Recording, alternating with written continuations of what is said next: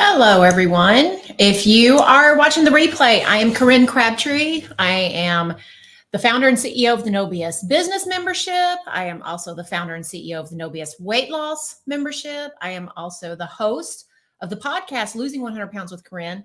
And this is a business call. So if you are here wanting to talk about funnels and things like that, this is a great call for you. So what I want to do today is I want to talk about optimizing your funnels. And before I get started, I do have a question. It sounds like they are, blowing leaves and doing all the things. There's a running joke inside of all of my businesses that Corinne can't go live until the lawnmowers and the leaf blowers begin right out her window. So I'm really hoping that you're not hearing it. But if you are, be patient. It will go away in just a moment. In fact, look, he's just right outside the window going ham. If you are no BS, I am sure you are laughing your ass off right now. So, cheers to the leaf blower. May he have a beautiful and blessed day. All right, let's talk about funnels. So, funnels are where you are offering a valuable free offer. So a lot of times if you're newer to business, let me just kind of explain a little background here. A funnel is the way that you get someone into your world. So you are going to offer something like a valuable freebie that people will sign up for, and then they drop into what we call the funnel, which means you give them the free thing, and then you send them emails, and y'all start developing a relationship between each other in terms of they're getting your customer, your future clients are getting to know you, and you are getting to know them through these email exchanges. So your valuable free offer, it's there to make sure that you warm people up to you so that you can start sorting out people who want whatever it is that you offer from the people who don't want whatever it is you're offering. So, like for me, for example, inside my business membership, I have a valuable free offer called the 12-day freebie follow-up email plan. And if you sign up for that, you get from me a plan on once someone signs up for your stuff, these 12 emails that help people get to know you, that offer some value, that answer their questions, that you really describe whatever your offer is. And it's this particular sequence that helps address all the different kinds of buyers that we have. Because some people want long emails, some people want short emails, some people want the bottom line, some people want stories, some people want to hear success stories. It is a plan to help you. If you're sitting there going like, hey, I'd like to have that, let me just tell you where you can go get it, and then we will move on. So you can go to email plan, that's emailplan.nobsbusinesswomen.com. So some of you will sign up for that. You'll start getting all of my emails. So in that sequence, you're going to send a mix of value emails. That a value email is just emails that help, they motivate, they teach, they inspire your client to think about their problem in a new way, to find hope that they can solve it, to tell stories. They're like, oh gosh, that's happened to me. I didn't even think I could think like that. You're giving them like just some insights. And value emails are important because the last thing that any of us need to do is to get somebody to sign up for your freebie and then you just start hammering them. Sell, sell, sell, sell, sell. Nobody wants that. People who come into your world deserve better. They deserve the value. And then they also need to know the sales part. Because if you're giving them enough value, enough motivation and insight, if they feel like, oh my gosh, this person's in my head, I feel like she's walking side by side by me every day, then when you do your sales emails, you're filling another hole for them, which is, well, I would like to solve this problem. I'd like to do this easier or faster. And I need to know what I need to know to decide, is this the path I should take to do it? So for our clients, we always want to offer both.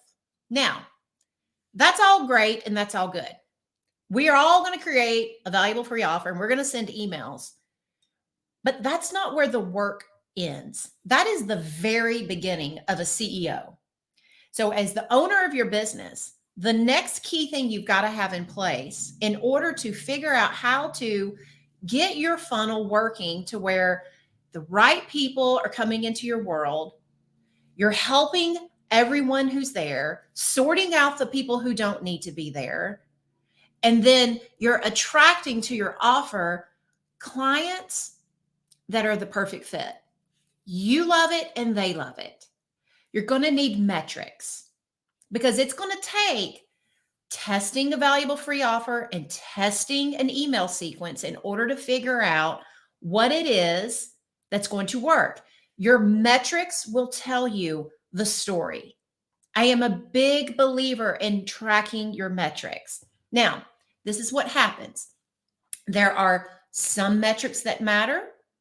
There are some metrics that are just noise. They don't matter.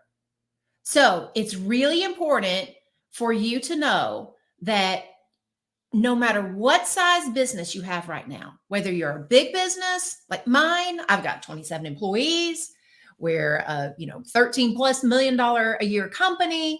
We are, we're a bigger company.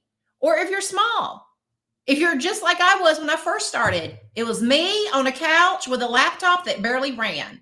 And I'm just sitting there like, all right, I'm going to ask people, do they want to work with me that have signed up for my blog newsletter?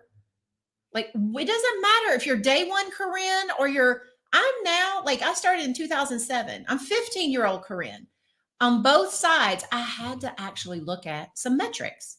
So everyone needs to be looking at them. The other thing is when you track just a few metrics and we dial in which ones you need to track, then what you can do is you can start looking at them and decide, all right, I'm going to change this thing because this number is low, or I'm going to change this thing because I think it'll make a big impact and it'll be easy to fix. So your metrics allow you to be able to start looking at things. And if I was going to give you one tip when it comes to optimizing your funnel, especially in the email sequence, when you look at your metrics, just ask yourself 2 questions. Of all the things my metrics are telling me, number 1, which thing to change do I think would have a big impact? And just go with your gut. We're not going to overthink this. We're not going to look for a guru. We're not going to look to a coach. You're a CEO on day 1. And you have to learn how to trust your gut when you look at your numbers. So the first thing I would do, and this is what I did back when I was employee 1 and the only one, is I would ask myself, all right, seeing what I'm seeing, if I was going to change one thing, what might make the biggest impact? And I pick that. And then I ask myself, is that easy to change or hard to change? If it's easy, I know I found a winner. If it's hard to change, I'm going to ask myself, is there anything else that looks like it might have a high impact? I grab those things and then I ask myself, of these things, what's the easiest one to start with? And I do that one.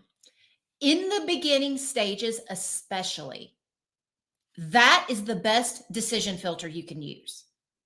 As you get bigger and more sophisticated, there are advanced stages of that decision filter. But I built my business only asking those 2 questions around metrics.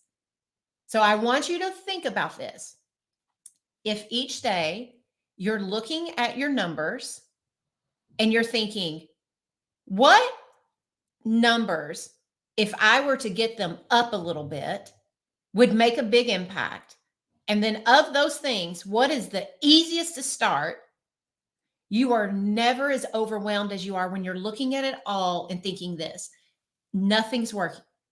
Everything needs to change. Everything doesn't need to change. Most of the time when you're optimizing a funnel, this is really important. Please write this down. When you are optimizing your funnel, certain things get changed. And then we watch the numbers to see, well, did that fix everything? Did that move us in the right direction? If it did, We don't have to change everything. We made needed changes. If we're sitting there thinking everything has to change, we get stuck in the hopeless loop of I create something, it didn't get the clients I thought. I throw it all away. I throw away the freebie. I throw away the opt-in page. I throw away all the emails and I start over. Most of you need to quit starting over. You need to know which metrics you're going to look at. You need to start making small changes until you've made enough small changes to where you're like, oh, this is working so much better. Oh, this is getting me clients. Oh, this is getting people opening my emails, reading my emails. Or I have made a bunch of changes. I've took some time to do it. It's still not working. Now I might need a fresh new idea. And this is really key because in the beginning, one of the most frustrating things that I watch, like when I get frustrated, when I'm looking at all of the people that I teach inside my membership for business, is they're so quick to throw things away. And that's so much extra work for you. So we're going to not track every metric. We're just going to track some metrics, right? Let me tell you the 2 metrics that I recommend so that you can get started. This is not all of the metrics that you need, and we're talking specifically about your email sequences here. So there's metrics all around your funnel, but this month inside of my membership, we are in the middle of a 3-part series on optimizing funnels. Last month, we talked all about optimizing the opt-in and like the first things that people are seeing. This month, we're diving into the emails. We're going to optimize the funnel at the email stage. And then next month, we move on to the last stage. So here are the top 2 things we say, make sure you're tracking. Number 1 is your open rate. I know that there are lots and lots of like weirdo things going on with open rates, but we still want to track it because when you're tracking your open rate, here's what happens. You will see the emails and you'll see the numbers to help you track if emails are making it into your inbox. You'll see if customers can find your emails. You'll also, by watching that number, you'll be able to diagnose how effective your subject lines are. So when you're looking at an open rate, it's all about, is my subject line, it's probably going to tell me whether or not I've got a good subject line. It's probably going to tell me whether or not, like if I don't have a lot of open rates, I might want to investigate, am I getting into inboxes? Am I going to spam? Are there things on my deliverability that I need to improve? I've watched so many entrepreneurs throw out an entire funnel, start a new one, and deliverability has been their issue. So we don't even know if somebody doesn't like your offer because they're not able to read your emails. So we want to make sure that we're tracking that open rate. Now, here are the list of things that I would do first. There's 3 things. Is that with your open rate, I would make sure that you're testing subject lines. So if you have an email in your sequence that looks like it's not getting, it's like it's an anomaly, it's not getting opened as much as others, change the subject line, let more people go through it and see, did my emails get opened more? Sometimes we just don't have a juicy subject line. Here's my best tip for getting juicy subject lines. Number 1, use Google. If you go to Google, you just type in juicy subject lines for emails, and there are lots of free content out there that will help you with those. If you're a member of my Nobius business membership, we actually, in one of our, in our email sequences course on how to develop your email sales sequence, we give you a bunch of juicy headlines to start with. The other thing that you can use is something like the new AI tools. I know my team has been like running through ChatGPT to just come up with ideas on different subject lines. So you just want to make sure that you do that first. The second thing that you can do to get more open rates sometimes is we have to up our email frequency. If you're a, what do they call it? If you're a drive-by emailer, just every now and then you drive by and shoot off an email, you're probably going to have low open rates. So one of the things that you can ask yourself is if your email open rate is low, is am I emailing my list frequently enough to where they know to even open? They see my name and I am familiar. I can't tell you how many people's funnels I have signed up for over time.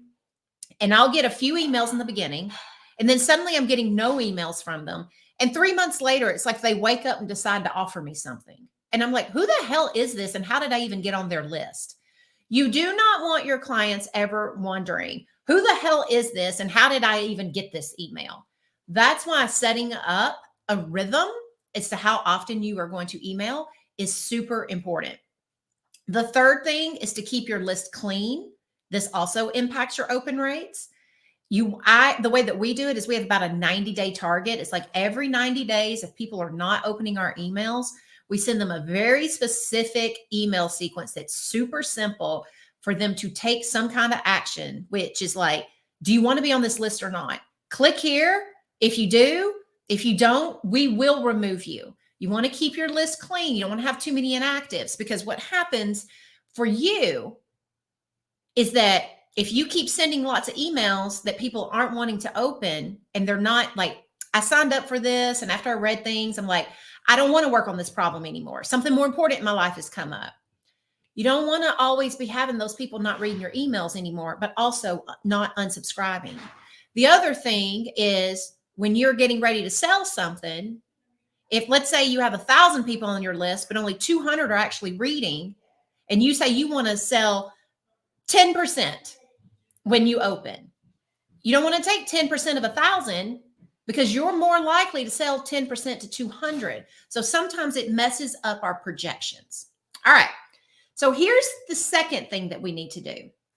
The click to open rate. So we're going to track our open rate. And here's the second most important metric you can look at for your email funnel is, I want to make sure that I'm looking at my click to open rate. How many people opened this email actually clicked on my call to action? So it's a better metric than the click-through rate, because it gives a better picture of your content, your link placement, your overall interest of your list, and any email fatigue you might be having. So if you want to improve the click to open rate, you want to, number one, shorten your emails. So one of the things that happens in the world right now is social fatigue. It's a laziness that has become a real issue. I want you to imagine, this is how people now get their news and read things. Scroll, scroll, that looks interesting. Scroll, scroll. We read maybe a sentence or two. Our brains are now conditioned to want quick and choppy, because we're always on our social. We're reading tweets. We're reading little things, like little comments left on, like right now, nobody is typing in long ass paragraphs.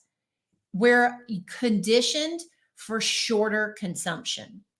So one thing you might want to do in order to improve your click to open rate is tighten your emails up. There's an app called the Hemingway app that you can use for your emails. Put your emails in the Hemingway app, and it will tell you how to shorten it. What are you saying that you don't need to be saying? It will clean you up to where you're a lot more concise in your writing. The other thing that you can try to improve is the call to action link. Sometimes it's not obvious. We hide it like it's gold. We get really clever. Instead of just saying, click here to schedule a call, click here to buy, click this link to sign up. You want to make sure that whatever your call to action is that it is cave woman simple. Do not get so clever.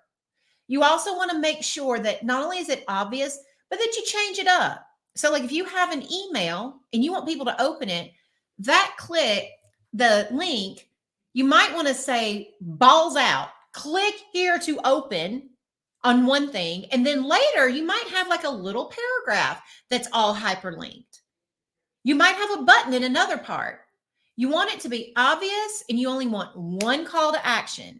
A lot of times what happens is if you get too clever and you got like, they can click this, they can click this, they can click this, and you're just like an offer whore in one email, they don't make a decision. So every email, all roads lead to Rome. You want it to go to one thing. The other thing is to make sure the first third of the email, there's your link. Whatever your call to action is, insert that link. And at minimum in the last third. So first third and last third, people very often skip the middle. They read the first part, they glance at it, then they scroll to the bottom because they're used to seeing the wrap up there. We are bottom line individuals now. Some people will want to read all of it, but very often, even your detail oriented people are going to read the first third and decide, do I want to go deep on this? So first, third, and last third, we want to make sure that those links are obvious. The other thing that you can do is try rewriting your calls to action. So that's just the link you're going to do. You can try talking about different benefits. You can do a call to action that creates an open loop in your value emails. It might say like, I shot this video just for you. You won't believe the 3 tips I'm fixing to give you. They're a game changer. Open loop. My brain is naturally wondering, I wonder what those 3 tips are. I wonder why they're such a game changer. Let me click the link and see. So you want to make sure that sometimes you're just rewriting them. Now, inside of our workshop, so for everyone that's here, I host monthly workshops inside of my business membership. This month is part 2 of our Optimizing Our Funnel series. We are going to be diving deep all month long into emails. And tomorrow we're teaching the full class that has everything that you need to know about your email sequences, all the metrics we think you should track, and everything you need to know on like, how do you make decisions? How do you dial them in? All the things that you're going to need. If you want to be in that class tomorrow, you need to sign up for the No BS Business Women's membership. If you go to nobsbusinesswomen.com, you'll find out all the information about joining us. We will do a workshop this week where we will teach you everything you need to know. Then for the rest of the month, we will spend time doing hot seat calls. You'll have an opportunity to sign up for a hot seat call with my marketing people who are going to take actual members of our membership.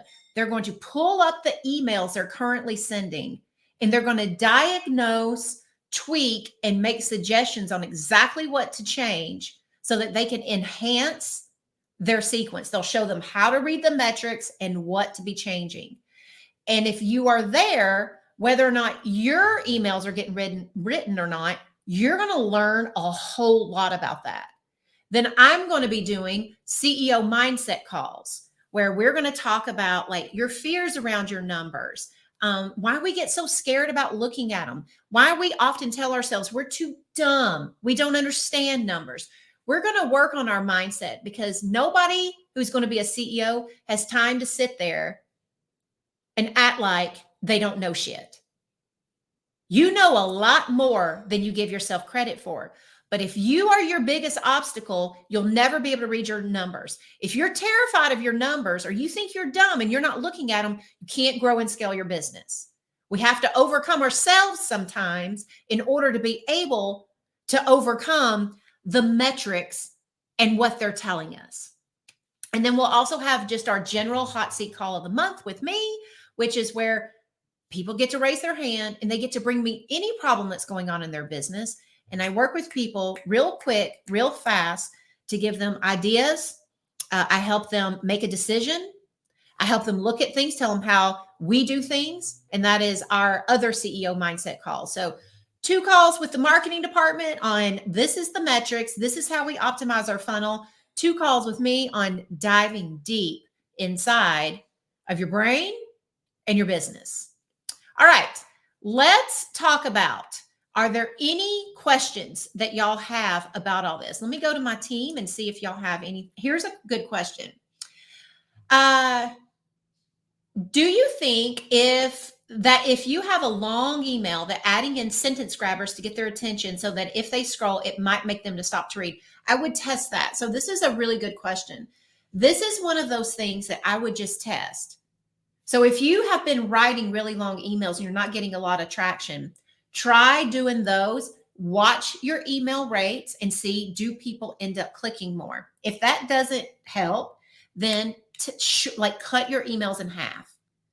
Let me teach you a trick on how to figure out what is the most important thing you should be saying in your email.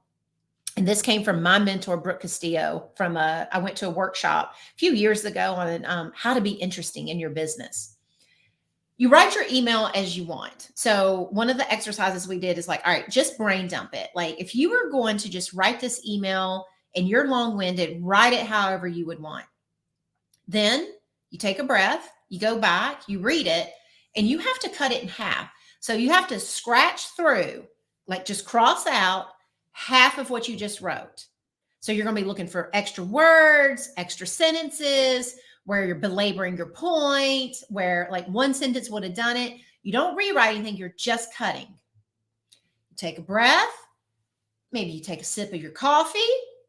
Guess what you do again? You read it and you cut it in half. You keep doing that until you get to one sentence. Most of the time in an email, there's one sentence that is, if this is the most powerful, this is the one that they need to hear most. And it will show you the point you're really trying to convey. It just helps you see how much extra you have in. Then you can look at it, it's like, okay, if I was going to say it concisely, I've now cut out a lot of stuff. Let me write it again, knowing that this is the only thing, this one sentence that needs to stand out. This is the sentence that the rest of it is supporting. It's a really good exercise to do periodically. I do it periodically when I'm writing content. I use this when I'm writing course content. A lot of times I'll write a script and I will go through before I edit it and I will cross a lot of stuff out. I'll kind of do this just so that I know, all right, this one sentence is really what I want my listener to truly hear. When I go back and read the whole thing, am I proving that point? Am I getting off on too many tangents? Because this is the one thing that I want them to walk away with. Users today need you to constrain, and users today, just from an educational standpoint, from a value standpoint, they need you to have constraint for yourself on how much you say, because then it's a lot easier for them to consume. Can you clarify the difference between click to open and the click-through rate? So click to open, I'm not 100% what the difference is. Jeanette, do you know, like, is Sarah around, or do you know what the actual difference between those two things are? Let me go back and look and see. How many people that opened your email actually click? Okay, so here's the difference.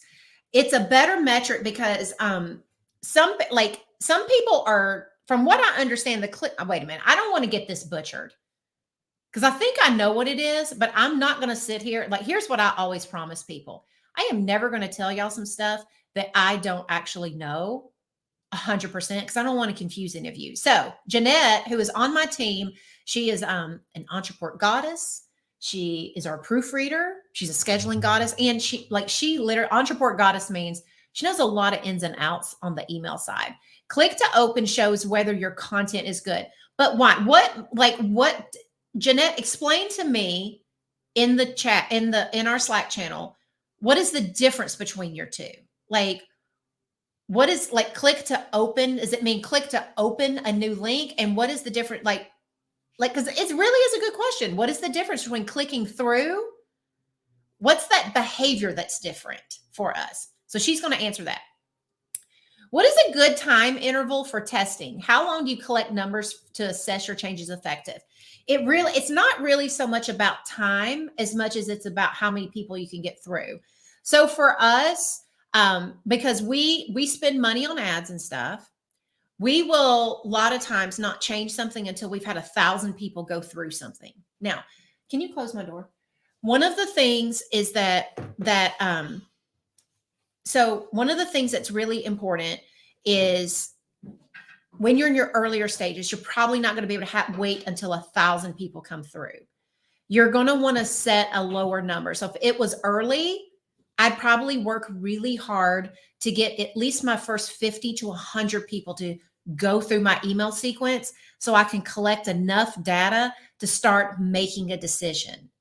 So when you think about this, what I want you to think about is, I'm going to get this up and running, and there are going to be metrics. And now I need to shift my focus to not staring at my metrics, but I need to shift my focus to driving people to go through my sequence, to drop into my funnel, because I need enough metrics in order to make some smart decisions. Y'all, it can literally even be your friends and family. And you want to tell them, hey, I want you to drop in and I want you to do it, like only click on things and only open things that you think are actually interesting. Don't do it because you love me. Don't do it because you like me, because that's not what I'm after. I already trust that you love me and that you like me.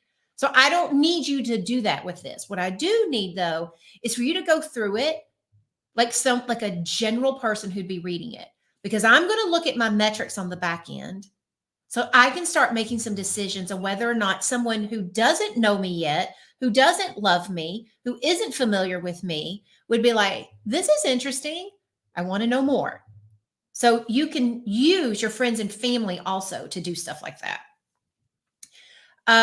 So here's that click-through rate again. Click-through rate looks at how many clicks divided by the number of emails that you have sent. The click to open rate looks at how many clicks divided by the number of emails that actually got opened by your people.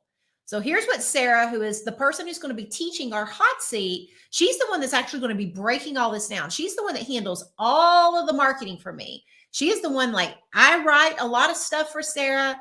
I do all kinds of things. I'm the ideator, as the CEO, this is where I'm at now in my business. So some of you are at a point in your business where you have a Sarah. Their job is to take care of the numbers. Their job is to read the things and to know the things. But I will tell you, way back in the day, I was like you. I was asking these questions. And hell, back in my day, we had very few metrics we could go by. It was literally like pissing in the dark all the time to try to figure out what the hell was going to work. So we're very fortunate now that we have lots of different ways to actually collect numbers. But when you're in the early stages, you want to be asking questions like this. These are the nuances you want to be understanding, because as a CEO, a solopreneur who's growing and scaling her business, you want to start learning this savvy stuff. All right, so good question for all of you. Here's what she said. As a business owner, knowing how many people actually read and did or didn't take an action is way more valuable. It tells you if the content of your email is working or not to get people to click. It's more accurate for you to optimize on than your normal click-through rate. All right, next question. What is the frequency you recommend for email delivery within a funnel? Example, every day, every other day. What is the frequency all right. If you'll sign up, obviously you are someone who has not taken my email plan course, the 12-day freebie follow-up.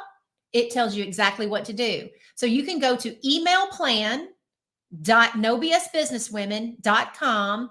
That answer is in that freebie. I want you to go there and I want you to sign up for that so that you can actually learn not only that answer, but everything else that you need to learn around it. If you've already signed up for it, you probably need to come to our workshop, but I would start with that first. Let's see. What do you use Entreport for versus other software? What are all the platforms you use for your, oh God, here's my honest opinion. I would not recommend Entreport. It's clunky at best. We're at a size where Entreport's one of the few things that works for a business our size, but it's literally, we're with them because as of right now, we couldn't change if we wanted to. You know how when you're so far into something, in order to make a shift, it would just disrupt so much of your business. That's where we're at with Entreport. It's like we're married and we're living together, but we are not having awesome sex. We are not having date nights and stuff right now. We're paying the rent together. That's about the best that we're doing. I say that because there are good platforms out there that are more comprehensive. One of the things that you could use, which is a more one and done that I know a lot of our members have success with, is Kajabi, Kajabi. I have never used Kajabi. I have always piecemealed a lot of things. Kajabi just wasn't a one and done service. When I was building my company, there wasn't a lot of those things. Now there are, but our company is outgrown a lot of the ones that are one and done. So some of the, I would say for your funnel, you're going to need an email service provider. And Kajabi does have one. I would look for something for your funnel that can give you metrics of your emails, that also where you can develop your own opt-in pages where it can be stored there. It's super convenient if at the same time for all of it, that if you can have that tied, like you also, however you collect your money, like on that end, if it's all comprehensive, because then all your numbers are talking to each other. The way my business is set up is, we have a tech department and stuff, so it makes it easier for us now, but we have different pieces of software that are all connected together with code. And then that all feeds to like custom dashboards we're writing to collect the numbers that we want. I don't want to go too far down that road just because I don't want to confuse all of you. But if I was like, seriously, I've thought about this a lot. If I was starting all the way over from ground zero, I would probably invest in something like a Kajabi just because it has so much of what you need in a one and done thing. And it's going to scale with you for a long time. It's just that we're just at that point right now where we are actually working on our own custom platform where eventually all the things are going to be replaced by our own software. But we, like I said, got a tech department. We're building out our own shit. It's a huge capital investment. It will take years to develop. Like we are already in year one. Like we've already been developing it for over a year. It's where our new business membership is housed. So it's one of the things that, as you get bigger, you can start thinking about those types of decisions. Let's see. Lots of people are asking really detailed questions. Okay. What I would like for all of you who have super deep, detailed questions, here's what I would do. I would, number one, join our membership, because you can ask detailed questions every fucking day, twice on Sunday, and we will answer them in detail in there. If it's not my marketing team, I've got a tech team. I've got a content team. I've got me. I've got coaches. I've got everybody who can. We have a thread in there called Consult the Experts that gets posted every Monday. And all week long, you can post your more deep dive technical questions, and we will answer them for you. And then you can also come to our hot seats and get like a lot of teaching on all the different tech stacks that we recommend and stuff. But here's the basics. In the very beginning, you really only want to be choosing tech that you need in the moment. So if I was first getting started, you're going to need an email delivery thing, something that can deliver email. You're going to need something that allows you to build an opt-in page. You're going to need a social account. I know some people say you don't. I think it's a lot easier to build a business if you just have a simple fucking IG or Facebook page. At least you have a place where people can go. Like if you don't want to have a website, for a lot of businesses, their social account has replaced their websites. They just send them to their social. They use that as their functional website. And they only have an opt-in page somewhere to get a freebie that drops into their email. And that's how they're running their business. So I would just look at, and like, you're going to need a way to take money.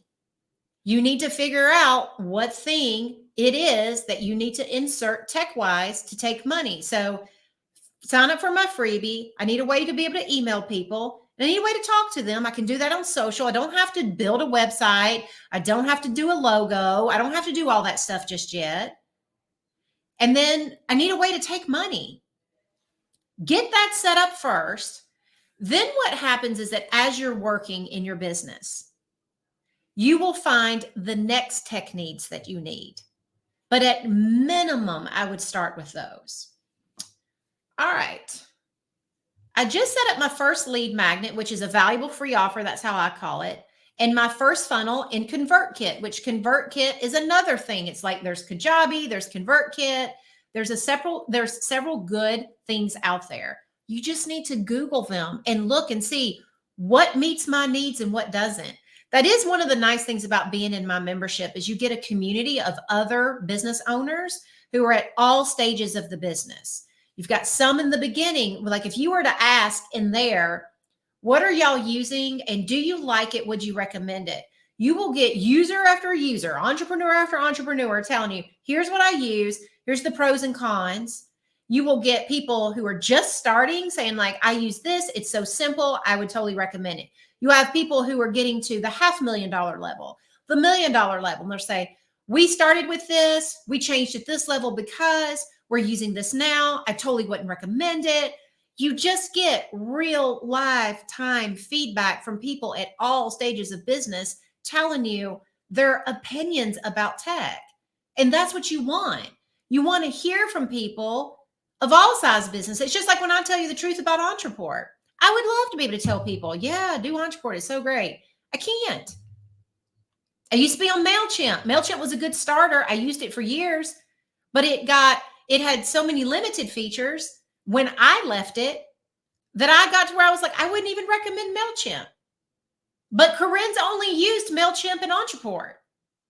So that's why you want to be in a community of people when you're building your business, because you want trusted advisors. You want peers. You want people who are above you and beneath you. When people are above you, they can give you their experience. When people are beneath you, you can give them your experience, shoring up your confidence about how far you've grown, how much you do know, that maybe you're a little bit smarter at doing this than you ever gave yourself credit for. Let's see. Any value in split testing subject lines at this point? If you just set up your first lead magnet, the first thing I would do is before you split test, I would probably just go ahead and run people through, get as many people as you can to run through, because what you need is you need a baseline metric. You may have something that's just going to work, so you don't need to split test. I didn't split test on my first iterations. I didn't split test for a little bit. Split testing can come in once you have a baseline, and then you can say like, all right, I'm going to pick this email, and now I'm going to test a different subject line. That's what I would do. I think there's other things you can probably do, like you said, or just focus on driving traffic to the lead magnet. I think that's more valuable work, because if you think about it, this is your first lead magnet. Let's let it run. Now what you got to do is you have to build the skill of getting people to the lead magnet.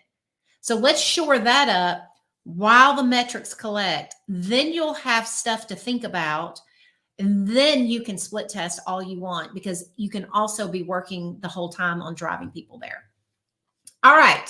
If you want to join No BS Business, all you have to do is go to nobsbusinesswomen.com. You can sign up today, and you can be in our workshop tomorrow where you can dive deep, ask more of your technical questions, and get involved in growing, scaling, optimizing your business. And if you want to attend an event that is being hosted by me, a lot of you have been asking, when are you going to start doing more live events? When can we work in the room with you? I really want the energy of being with people so I can get off my ass, get some shit done, and just learn. Well, if you want to, you can. You can go to No BS. I think y'all gave me the wrong, you gave me the wrong link. You gave me the weight loss event that's happening in July. That's for members only. Jeanette, if you'll give me the event, if you'll give that to me, that will help. We have another question. I'll go ahead and answer this one while Jeanette gives me the right email or the right link. Oh, it is right. Huh, that's interesting. Okay, well, never mind. I just knew that this had to be wrong. Our public event information, I know this sounds weird because it's on a weight loss page, but our event page is at nobsweightloss.com/bootcamp-2023. This is really good here's a micro lesson in this moment. Number one, you're going to go live and you're not going to always know all the things. For all of you that sit around and are just like, oh my God, I might not know something. Oh my God, I'm going to look stupid or whatever. Who the fuck cares? Do me a favor, like or heart or whatever you like on this video. If you could give a crap if I was 100% on this URL link, had to ask my team a question and then ask them, hey, give me your expertise on click-through open rates. Probably none of you. Like all of you are probably like, no, I would rather be here getting all this other information. I watch so many of you do this. You're so worried you won't know everything that you show up and offer nothing. Your people are dying to hear from you. They want your nuggets. It's your job to get over your bullshit. This is why I do CEO mindset calls inside my membership, because it's not enough for you to just like sit there and want to build a business. You got to get over your shit in order to build a business. So it's really important if when you're a solopreneur, I'm going to tell like a lot of you, but I don't have a team to ask questions. Who gives a shit? Say I'm in year 16 of my business. So there was about a 3-year period that I went live every week and more, answered questions by my damn self. I often didn't know answers. Do you know what I would tell people? I don't know that. That's such a good question. Next week when I come back, I'll have that answer. Or I will come back in the comments when I've thought about it, when I've figured it out, and I will answer you.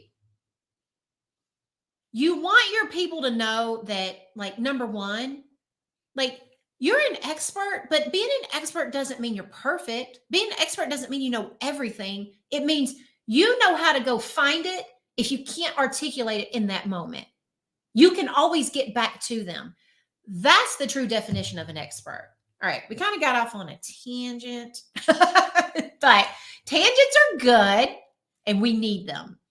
Here's the other, like you can either go to nobsweightloss.com/bootcamp-2023, and that will take you to my event that's happening in June if you want to spend 2 days with me. Or you can go to 2023bootcamp.nobsbusinesswomen.com. All right. Here's the last question of the day. What are the best ways to drive traffic to the lead magnet? Number one, tell every freaking body you know what you do for a living now. Don't tell them about your day job. You now start talking about how you help people. You never know when you're telling someone who knows someone else and they can recommend you. You will also need to get really good at talking about your lead magnet over and over again, because the more you tell people about your lead magnet, they're going to ask questions. Well, what does it really do? What does that really mean? They're going to ask the questions that the person who's getting to your opt-in page is thinking, and they leave it because they don't understand it. Then you'll know, like you'll be collecting that. It's almost like the invisible lifetime metrics on your opt-in page, so that you'll know what you need to change on those to make sure that you are answering what somebody who needs to make a quick decision needs to sign up.